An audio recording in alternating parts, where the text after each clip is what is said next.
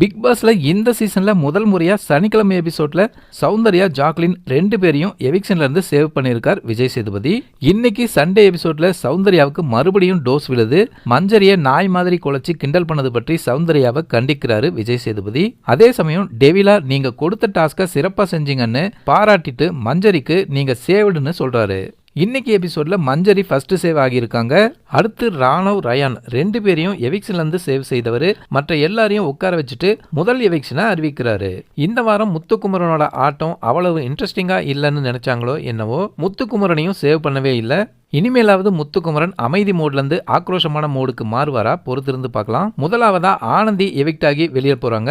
ஆனந்திக்காக ரொம்பவும் அழுது வழி அனுப்புறாங்க அன்ஷிதா. முத்துக்குமரன், சத்யா, ரஞ்சித், சாக்சனா, தர்ஷிகா, பவித்ரா இவங்க எல்லாருமே ஹாட் சீட்ல இருக்காங்க. இவங்கள்ல இருந்து சாச்சனாவை 2ஆவதா எவிக்ட் பண்ணி வெளியில் அனுப்பி வச்சிருக்காங்க. நான் எவிக்ட் ஆகி வெளியில போனா இந்த வீட்டில் எல்லாருமே அழுவாங்க அப்படின்னு நினைச்சிட்டு இருக்காங்க சாச்சனா. ஆனாலும் சாச்சனா வெளியில போகும்போது முத்துக்குமரன் கண் கலங்கிட்டாரு. என்னதான் சாச்சனா மேல அவ்வளவு கோபம் இருந்தாலும் அந்த வீட்டில் இருக்கிற எல்லாருமே சாச்சனா எவிக்ட் ஆகி வெளியே போனதுக்காக ரொம்ப வருத்தப்படுறாங்க.